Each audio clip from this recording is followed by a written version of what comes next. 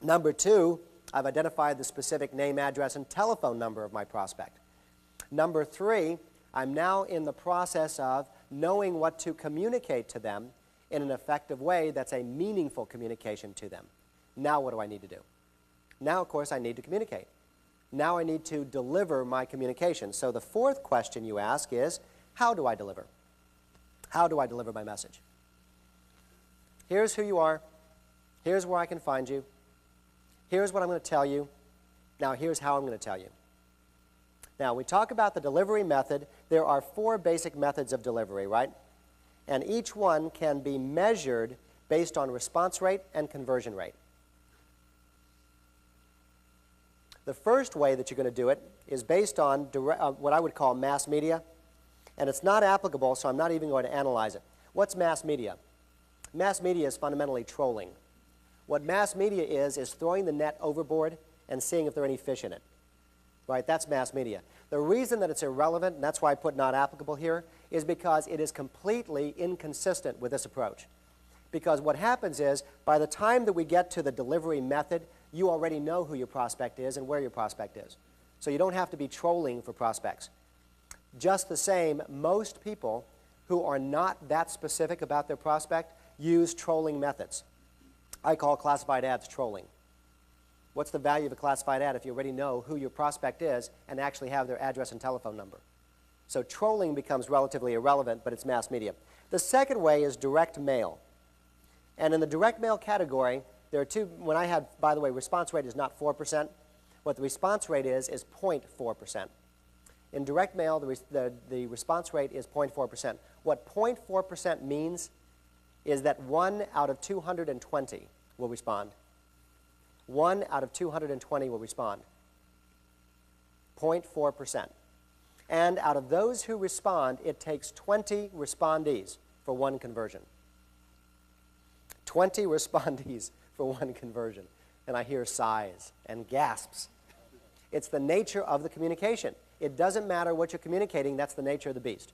When you talk about direct mail, it's a 0.4% response rate, and it's going to be 1 out of 20 that will respond to a 5% conversion rate. So what does that mean? You take 220, divide 220 by 5%, and you get 4,400 letters. 4,400 letters yields you 1 client, statistically across the board. So 4,400 letters times 50 cents a piece is $2,200. And if your average fee is $1,500, you'll make it up on volume, right? It's the nature of the beast. That's direct mail. And I say this to you for 2 reasons. Number one, when you then begin sending 12 letters, Larry, I send out 12 letters a month religiously. And I say, okay, and by the year 2010, you'll get your first client, right? Or when you send out those letters and you say, I've sent out 300 letters and I haven't gotten a response. Well, statistically, even under the best of circumstances, you're only supposed to get 1 response anyway. In other words, it's got nothing to do with the cash flow industry. It's the nature of your response method. You've chosen direct mail, that's the way it'll work. Now, what about telephone? The second area is telephone, contacting with a marketing communication that's meaningful. On the telephone, your response rate will be much better. It'll be 4%.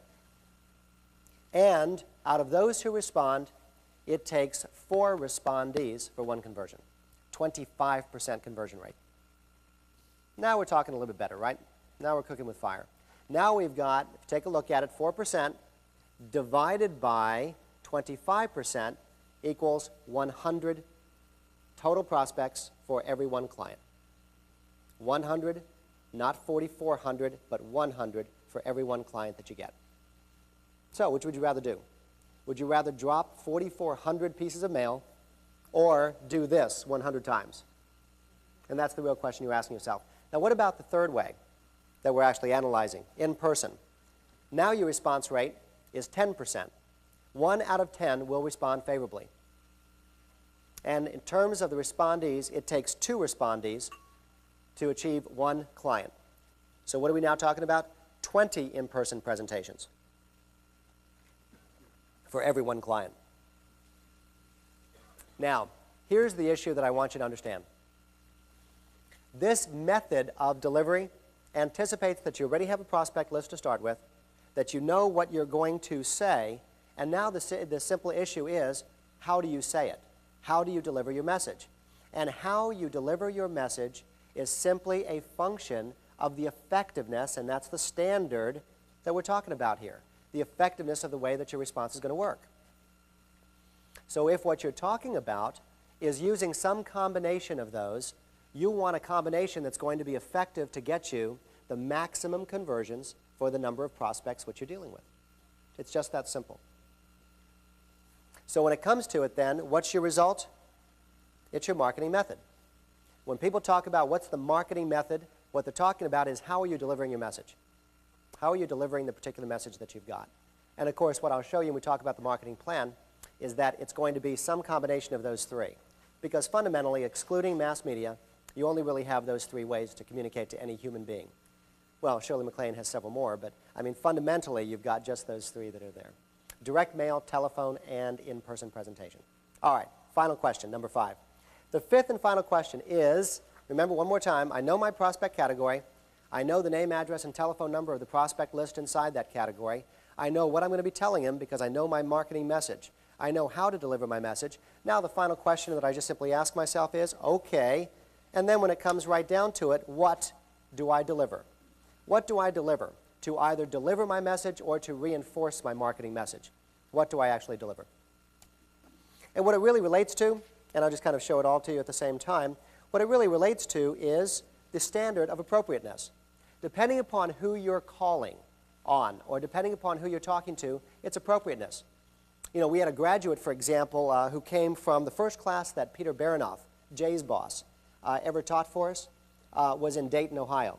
She was third row, sitting on the left. She was going to be going into the factoring portion of the industry, and she was going to be calling on software developers who specialized in what's known as telephony, which is telephone resale lines. Comdex, which is the computer thing, convention every year in Las Vegas, was 3 weeks after the Dayton class.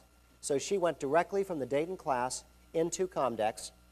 She managed to line up over the 3-day convention that was there. She lines up 3 prospects and closes 2 of them with Peter Baranoff.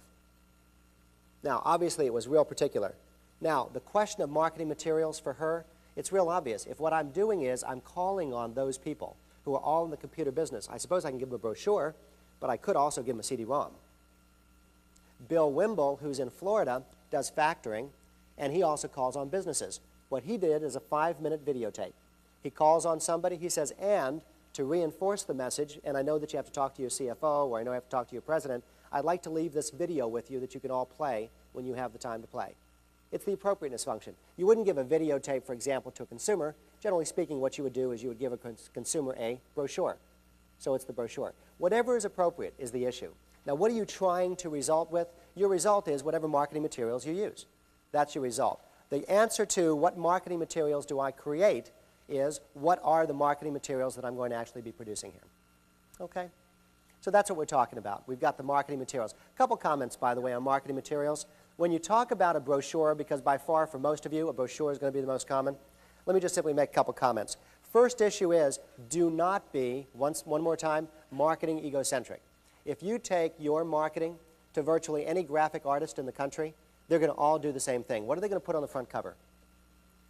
Your name, your address, your logo, your telephone number. What is the least interesting thing to your prospect? Your name, your address, your logo, right? That should be in the back. What's in the front? 3 reasons to do business with me, right? 3 reasons why you should. 3 reasons why. That's up front. That's the first thing they got to read. Because why is it relevant for them to read anything at all if there's nothing in it for them? And they won't. Matter of fact, what the marketing message really says is it's not only tell them what's in it for them, it actually goes like this. Only tell them what's in it for them. In other words, don't give them a bunch of oysters and just a couple have pearls. Everything on the front cover has to have pearls. What you put on the front cover is only 3 reasons why. Now you interested? Now open up. Inside has 10 commonly asked questions. Inside says 10 commonly asked questions. Why 10? It works. 10 commonly asked questions, right? Why 3, by the way? Because everything in the universe operates by 3s, of course, right? It works. So 3 in the front, 10 in the middle. 10 commonly asked questions. What are those questions? We'll talk about that after the break. They're the objections. The objections that they're going to come up with are the things which you answer with your 10 commonly asked questions in between. And I'll talk about objections when we get back from the break. Then what's on the back cover? Name, address, telephone number. So my brochure is real simple and sweet. Front tells them why they want to be reading. Middle eliminates objections. And the back deals with name, address, logistical information. Second aspect of what I want to tell you about brochures is do not go long physicals. I don't want big numbers. I don't want you to go to a store and buy 1,000 brochures because you'll throw away 900 of those brochures. I don't care how many we keep buying less and less and less and less, and we still end up throwing away half of the stuff because you're constantly going to tweak. It's a technical term. It's called tweaking. You're constantly, it's a very formula, right? You're going to constantly tweak your marketing materials. You know, you'll find a better way to say something. You'll remember, oh, I should really answer this. Or somebody comes up with an objection you hadn't thought about, and you say, yeah, I really need to put it in. So what you're going to end up doing, you'll keep throwing away this stuff. Go short physicals, 100 copies. Yeah, you'll spend $1 a piece, but so what? Larry, but if you buy 1,000, it'll only be 50 cents a piece. Yeah, I know, but you spent 500 bucks. No, 100 copies, short physicals. I would rather you always be short and go back to reprint with additional changes than have a whole bunch of stuff you have to toss. Final comment I'll make on brochures, it is better that you be relevant than that you be graphically appealing. Go to a graphic artist, man, they will do a number on you. All kinds of stuff, and man, you know, PowerPoint, and they'll do all kinds of great stuff. Graphically appealing. Your prospect doesn't care. They care that it's professional. I mean, you have to look professional, but the only one who cares about the way this thing looks is the graphic designer and you. The only two people who care. The rest of the people don't. Make this thing relevant to the audience. If I'm going to be calling on, and I'm going to do retail installment contracts, and I'm going to be calling on music retailers, music instrument retailers, I'm going to have a specific brochure, music retailer consumer purchase program. I'm going to be dealing directly with them. If I'm talking to an electronics manufacturer retail installment program. In other words, it's got to be relevant to the industry that I'm going after. Now, where are we? What I've got is 5 basic questions, and if you take a look at what I suggested to you earlier, what it's designed to do is to create for you that particular marketing formula. 5 questions one more time. Who's my prospect? What am I trying to achieve by understanding who my prospect is? I want a prospect category that is manageable and that has a commonality of interest. Once I understand my prospect category, number 2, what I then want are the specific names of the prospects. So at that point, where is my prospect? What's my standard here? Accessibility, and I end up with a prospect list. Name, address, telephone number, contact person. Now that I've found you, I need to communicate. Therefore, why are you my prospect? What's in it for you? What are the benefits you'll receive when you work with me, you'll receive when you do business with me? Once I've established that, I have a meaningful marketing message. Number 4, how do I deliver my message? Based on the way that's most effective, that's how I'm going to do it. And finally, number 5, what marketing materials do I give you to either deliver or to reinforce my marketing message? And based on that, it's appropriateness, whatever is appropriate to the particular market that I'm going after. Now, where does all that go? That all goes into your marketing plan. And you literally develop a marketing plan. What does the marketing plan look like? Exactly what we just described. What it looks like is, I start off with marketing plan. The only thing that you do is you literally would say, marketing plan, Nat Pellegrini. And you now go down from there. What is my prospect category? Prospect category is 4 color printers who are doing high fashion brochures for the cosmetic industry. Very specific, located in the state of California. So I now have a very specific category that I can define for myself. Once I've done that, I literally say, and where's my prospect list? And literally see attached. That is, staple your prospect sheet to that. Number 3, what's my marketing message going to be? 3 reasons they will do business with me are as follows. Number 1, their paper cost ends up being 65% of the total job cost and has to be paid in advance. Number 2, labor cost is 30%, and it has to be paid every Friday. Number 3, whatever it is for the particular industry. Now, what does that force you to do? Find out. It forces you to find out what motivates that particular segment that you're going after. Number 4, based on that, what's my marketing method? Let me make a suggestion to you in terms of it. Here's why I suggest you need to be effective. You need a small and manageable list. If you have 500 people on your list, you do not market to 500 people. What you do is you segment out 20. Day 1, you send those 20 a letter. 3 days later, you follow it up with a phone call.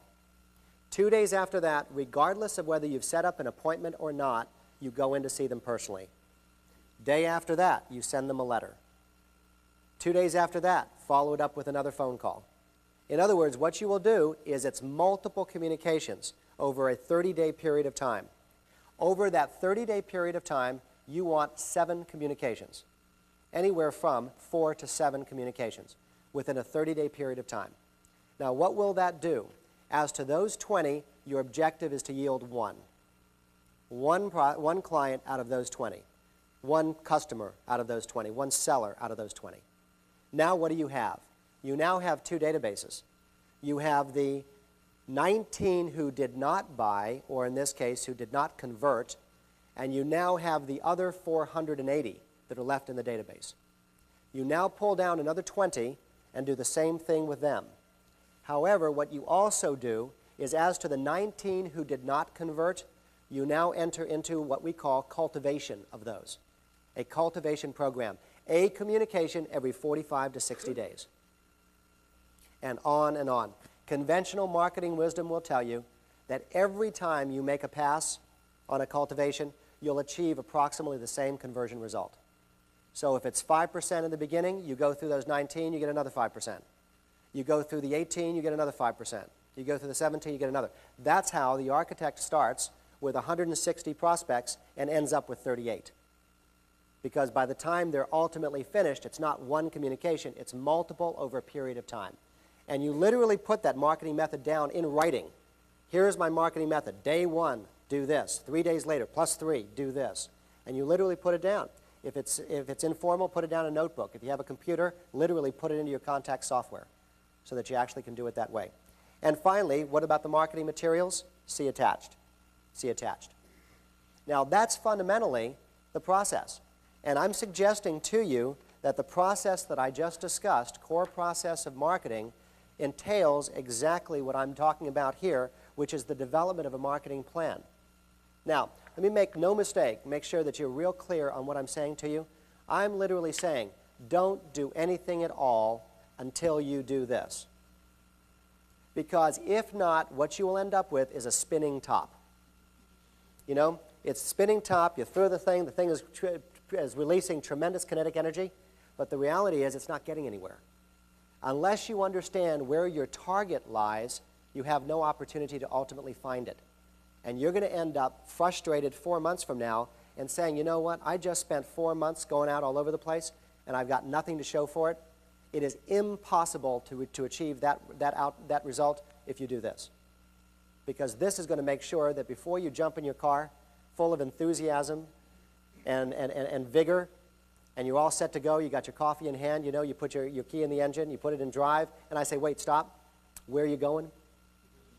He said, man, I don't know, I'm going to get there, right? It's kind of like, come on in, chill, put it back in park, come on inside, let's figure out where you're going first, let's create your roadmap, then go ahead and go out. This is your roadmap that's out there. Real brief review, then we'll take a break. What's the marketing process entail? 5 points. Marketing mindset says what? Business isn't business, business is marketing. Get your marketing straight, you have a chance to make money. Don't get your marketing straight, you have no chance to make money, period. Number 2, that's not scary, because the fact is, marketing is really real simple. It's not what you're doing, it's the stuff you do before you do anything at all. How to find and communicate, that's all marketing is about. What's your standard? It's not volume.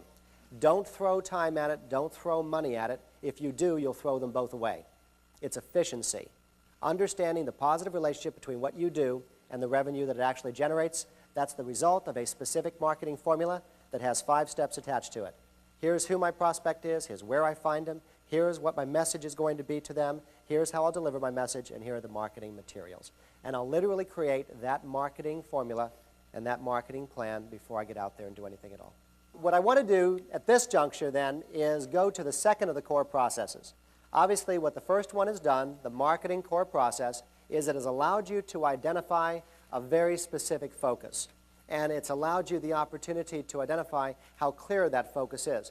One final comment on that before we talk about conversion, because I heard in the context of the break and the questions and so forth, really what I'm developing for you is an opportunity for you to have your own niche. That's what's really going on here, is you're developing your own niche. And I called in the break, I called a niche a legalized monopoly. A niche is a legalized monopoly. Think about it for a second. When you've got a niche in a particular area, that you become the only person in that niche. And when you're doing that, then you have an opportunity to work that with impunity. We've got a graduate, for example, who works factoring. So number one is debt instrument factoring, or invoices, if you will. Number two, international.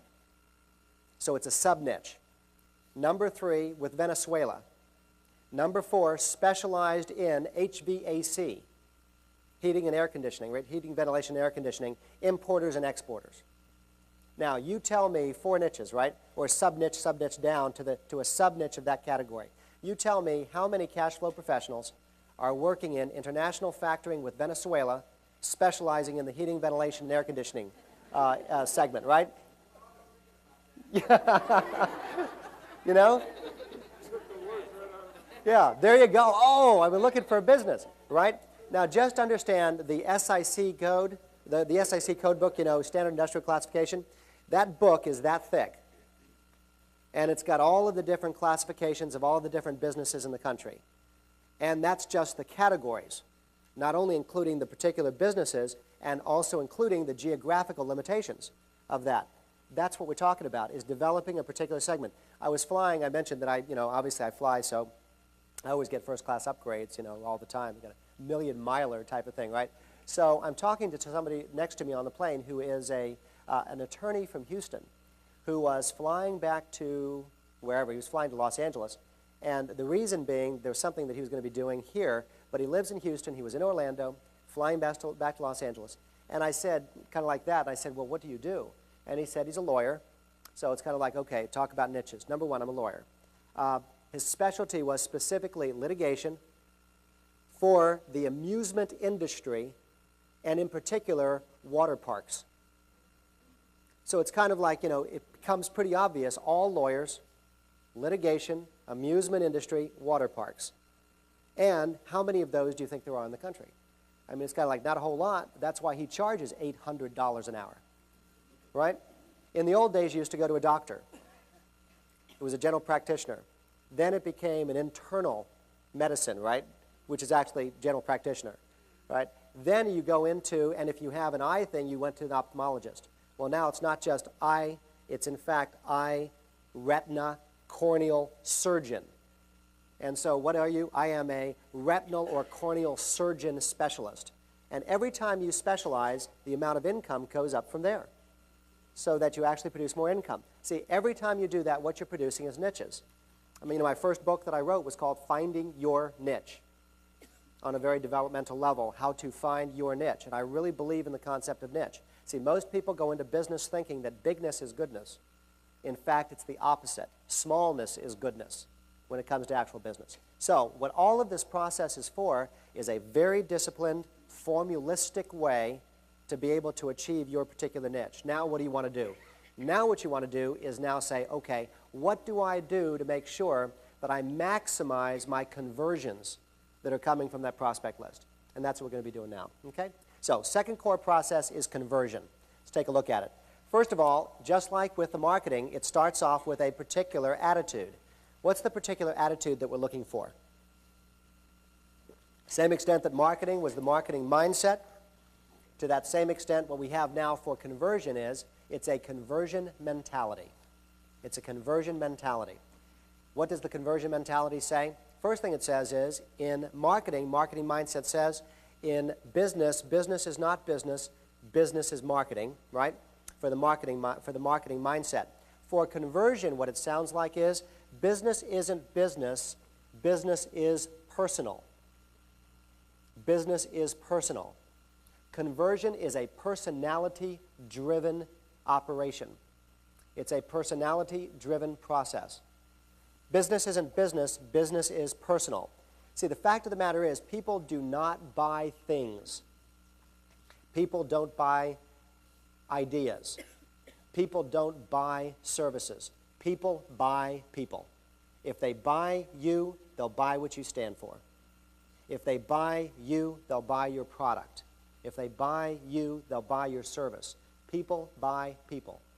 You know, if you take a look at, a lot of people at the time were criticizing Chrysler and Lee Iacocca and the government, saying that the government really saved Chrysler. Only thing that the government did is manage to give them enough breathing room to save themselves. That's what the government did. If they had not developed the right type of formula after that, they still would have gone out of business, because cash doesn't mean anything if you don't have the right type of formula. So they got saved from a cash standpoint. But what ultimately saved Chrysler is Lee Iacocca getting on TV. Lee Iacocca gets on TV and says, when you buy Chrysler, you buy me, period. There's nothing more powerful than that communication, nothing. When you buy me. I stand behind this. And that's what people are looking for. So if what we're looking to achieve in marketing is efficiency, what we're looking to achieve here is effectiveness. And what we need to do is to allow ourselves to recognize that the conversion mentality is personality-driven. I stand behind this service. I stand behind this product. I stand behind to make sure that we're going to give you the cash you need to be able to do whatever you want to do in your particular business.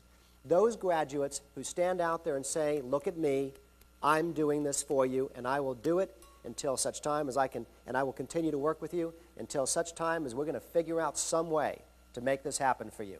That's the type of commitment we're looking for. It's personality-driven. To that same extent that it's personality-driven, it's also relationship-based. It's also relationship-based. See, the difference between a sale and a conversion is exactly this concept. The sale is a transfer of a product or a service to someone else. So if I sell you, it's the Encyclopedia Britannica, right? If I sell you, I'm transferring this thing to you. That's a sale. That stuff went out years ago. That's not a conversion. A conversion isn't focused on the sale of the product or service. What a conversion is focused on is the converting of the relationship. You're converting a relationship from that person being a prospect to that person being a client or customer of yours. So where I want to be focusing my attention is in building the relationship. See, I want to lay the concrete slab. I want to build this concrete slab. I want to build the footprint for this building. Once I've got a firm concrete slab, I can now build a building. Once I've got the concrete slab down, I can now go real high. We can build a solid structure out of which we will eventually do business. But it's the relationship that I'm focused on. It's not the sale. That's why it's called a conversion.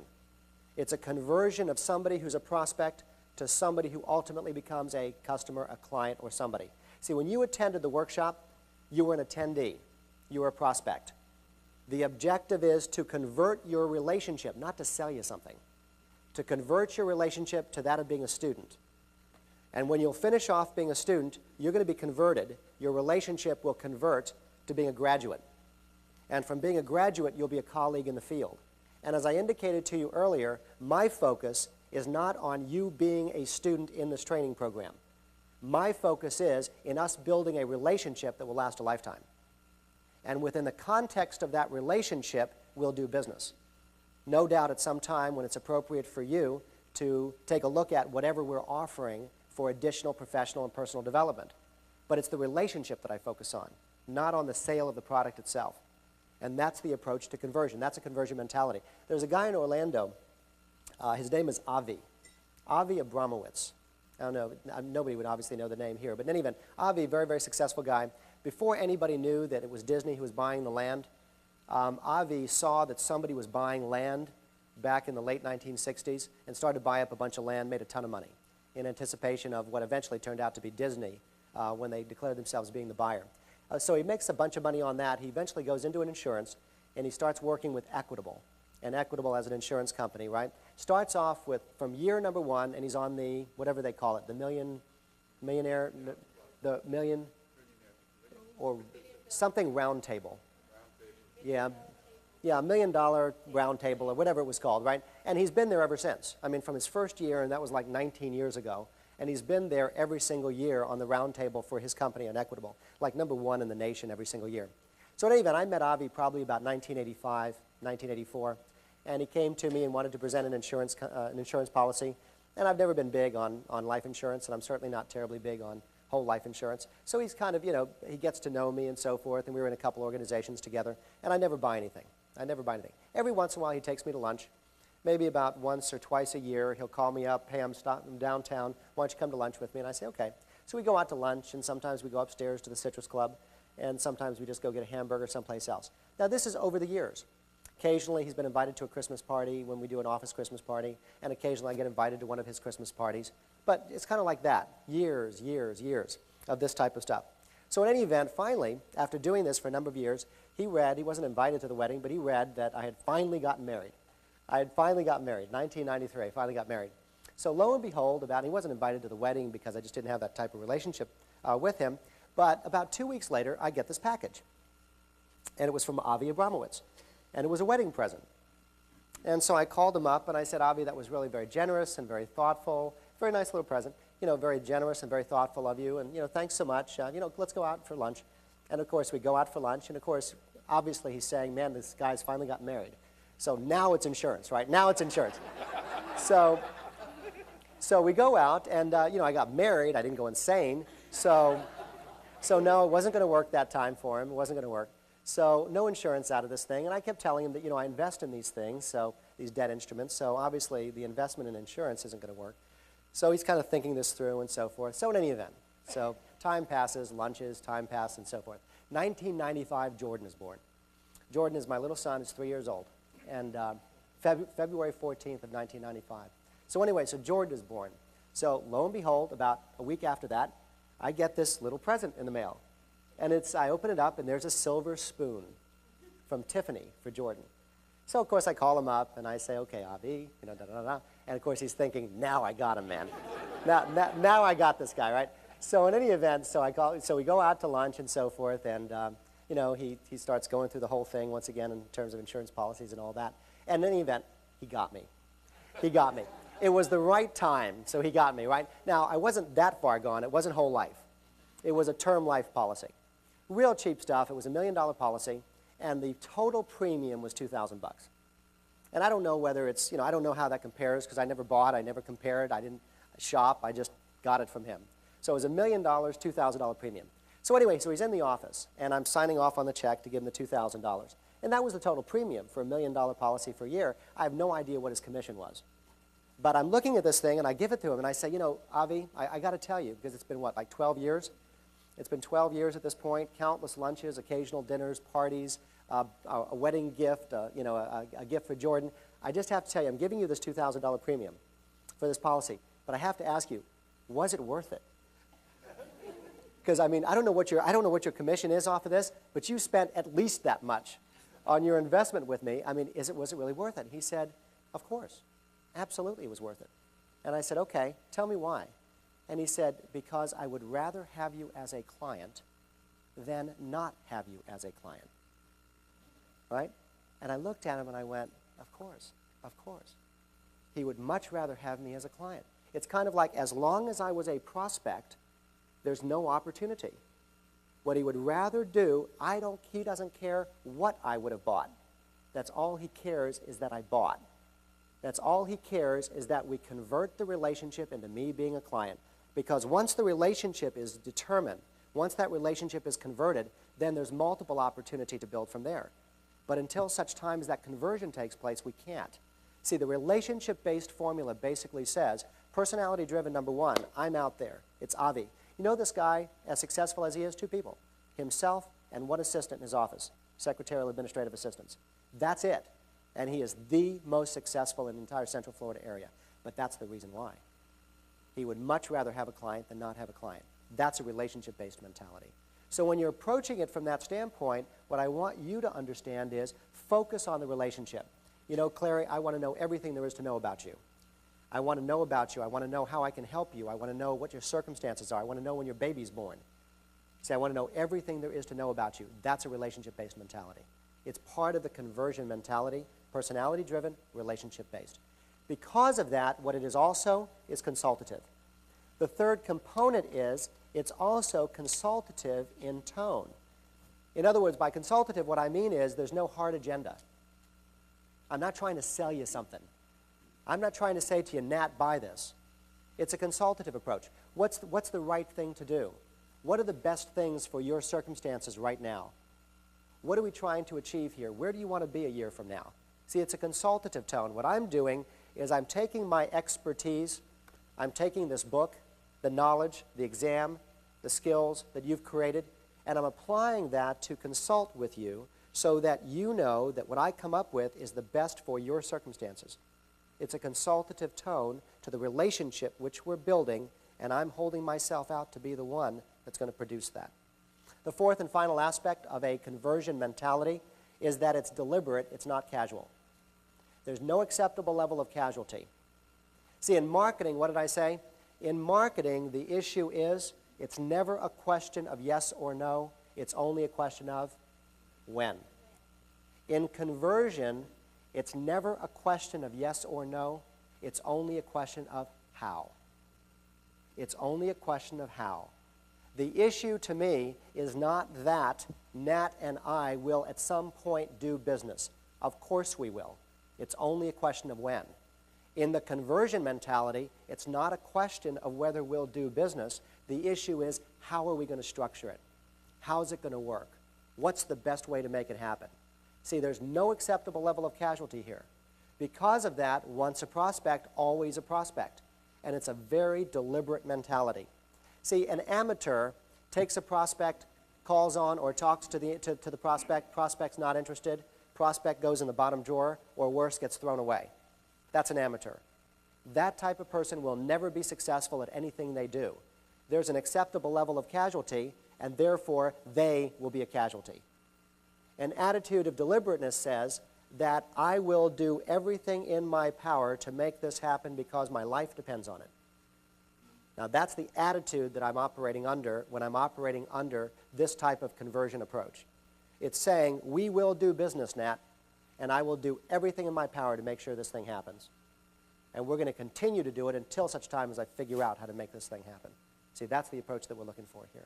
Now, when all of those are combined, now I have the appropriate mindset for a conversion mentality. Personality-driven, relationship-based, consultative in tone, and I know sooner or later we're going to do business once I can figure out what the right way is for us to do that. Now, in order to do that, then, I apply that to what conversion is, and as I indicated to you, what conversion represents is the conversion or the process by which a prospect becomes a client or customer of yours. So the specific definition of conversion is the process whereby a prospect becomes a client or a customer of yours. Right? And how are we measuring that? Marketing is by efficiency. Conversion is by effectiveness. How effective am I? Out of 10 prospects, how many converted? 1, it's 10%.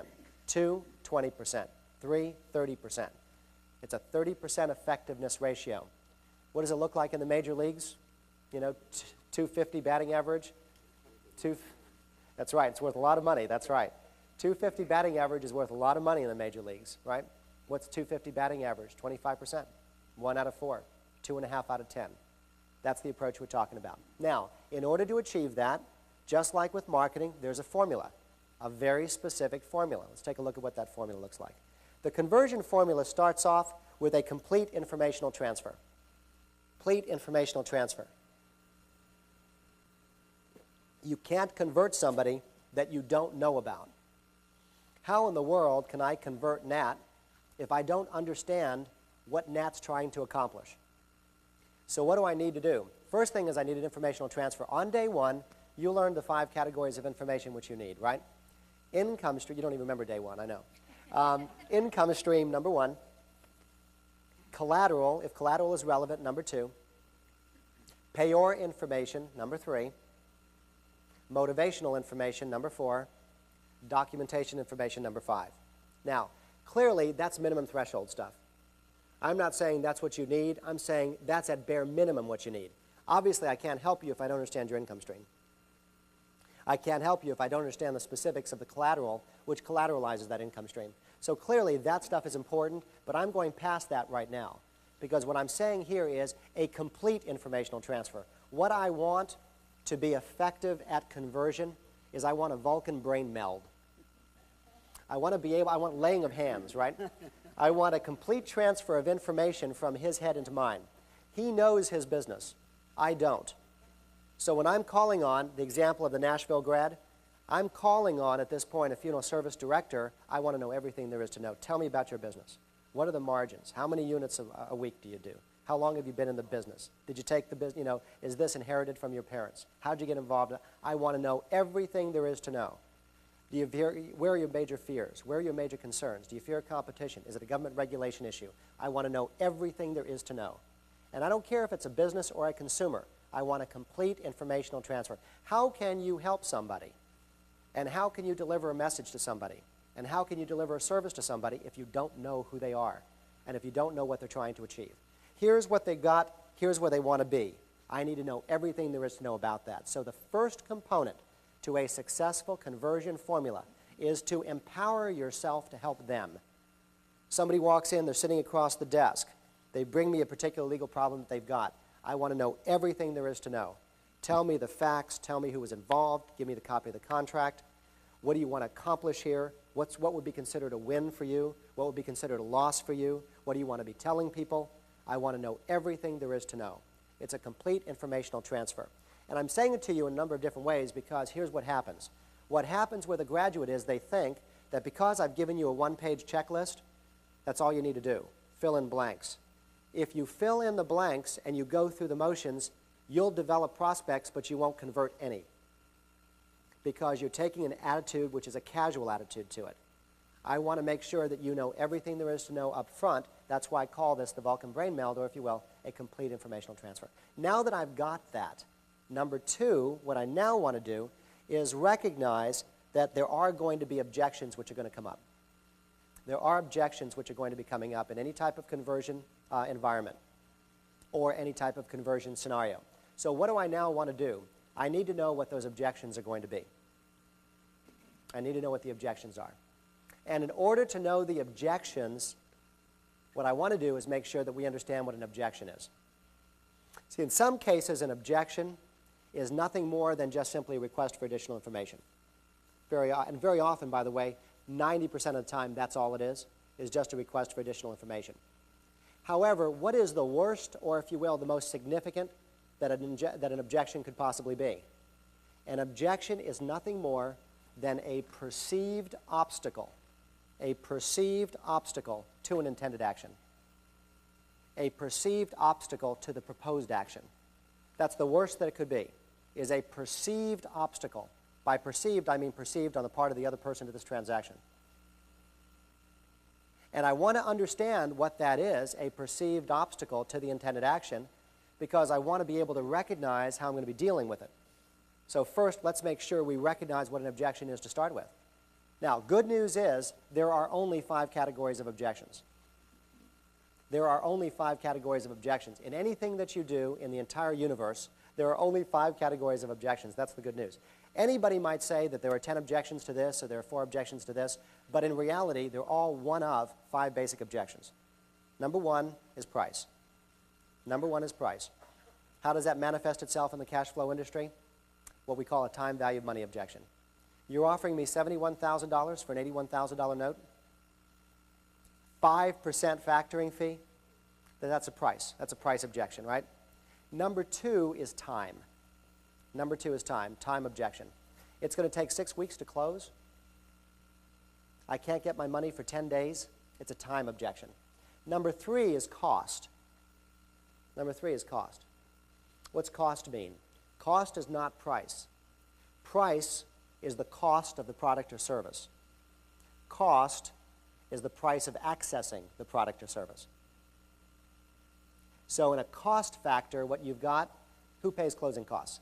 You know, you've got a business note secured by a convenience store that was once a gas station. Who pays for the level 1 environmental to make sure that we don't have an environmental issue there? Who pays for wire transfer fees? See, if you take our training program, it's the same tuition no matter where you go in the country. But if you drive down from your home 15 miles away, it's driving 15 miles away. If it's otherwise getting on a plane and flying to Orlando, the cost of accessing that tuition incorporates and includes the cost of the airfare. So cost is cost. It's the cost of accessing the product or service. It's not the cost of the product or service itself. Number 4 is credibility. Fourth objection is credibility. Credibility of the provider, credibility of the service. One of those two. And both are nothing other than the same objection, the credibility objection. Somebody calls me, graduates from DCFI several years ago, a couple years ago. She manages to, she's very upset with us, by the way, because we will not provide, it was like a third or fourth level conversation by the time she gets to me, because what she was looking for was certified financial statements from the factors in the directory. And we're telling her that they're not available. She's saying, I've got to have them, and we shouldn't have put them in the directory if they didn't have certified financial statements. I'm saying, listen, it's a real easy conversation. Ain't going to happen. Now, that's the answer. Now, much more importantly than that, I mean, these are all private companies. They're not going to give you financials. I mean, I don't know how much Peter Baranoff is making. He's not going to tell me. So that's not the issue. The issue, however, from my standpoint is, why do you even need them? That's the issue. So she finally says, the problem that I've got is every time I go to a banker and request a referral of loan turndowns to me, they're telling me that they're not willing to refer me business because the factors that I'm going to do business with are probably not financially solvent or financially equipped to be able to handle it. So until such time as I can come up with certified financial statements, they won't refer me anything. And I said, are you talking about one banker that told you this? She says, no, every banker I've talked to has said the same thing. I said, listen, that's not the problem. The problem is a credibility issue. The problem is what they're perceiving is that you're not credible as a provider of this particular service. So let's focus on what you're telling them to provoke that, because it's a credibility issue. It's not a fact that they happen to need financial statements. See, even though what they say is this, the real issue is credibility. So let's work on your presentation so that your presentation gets to be strong enough that the credibility issue is, and she's kind of questioning that, and I said, let me just ask you a simple question. You want to tell me that if I walked into any one of those bankers, they're going to say the same thing to me that they said to you? And she said, well, probably not. And I said, and therefore? It's a credibility issue. Now, I'm not saying you need to be me. What I'm saying is, let's work where it belongs. Let's work on your presentation because it's the credibility which is at issue. When somebody says factoring is loan sharking, what kind of objection is that? Is it a pricing objection? No, it's a credibility objection. So it has to do with the credibility of the service being provided, not of the particular issue involved there. Fourth objection, credibility. Fifth objection, personal application. Personal application. How does this apply to me? How does this affect me? Larry, if I start factoring, does that mean that my competitors are going to think that I'm having financial trouble? Does that mean that my customers might think that I'm going out of business?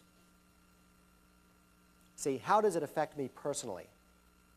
If I get involved in factoring, will the factor start aggressively collecting on my customers and I'll lose my customers? Personal application. From your standpoint, when I go home and tell my spouse that I enrolled in a tuition of $6,995, will my spouse divorce me? Will my friends think I've been scammed again? Right? Personal application. How does it affect me? See, and any time you deal with that, those are the 5 objections. Now, the good news is, and I want you to recognize, the good news is there are only 5 objections. Anything from this point on that you hear coming up in your head about anything that's proposed to you in the American economy, you just come up with it, think about it. Anything you'll come up with can be categorized in those 5 objections. Now, why do I tell you that? Because obviously you have to deal with them. You've got to deal with those objections. The way you deal with those objections is through a personal script. You want to script your responses. And when I say that, I mean literally, you want to script your responses. You don't talk like me, so I'm not going to give you a script of my language. I don't talk like you. None of us talks like Jay. None of us would want to talk like Jay. Right? Personal script. Allow yourself a personal script. And in dealing with a personal script, understand what we're trying to accomplish. An objection is nothing more than a perceived obstacle.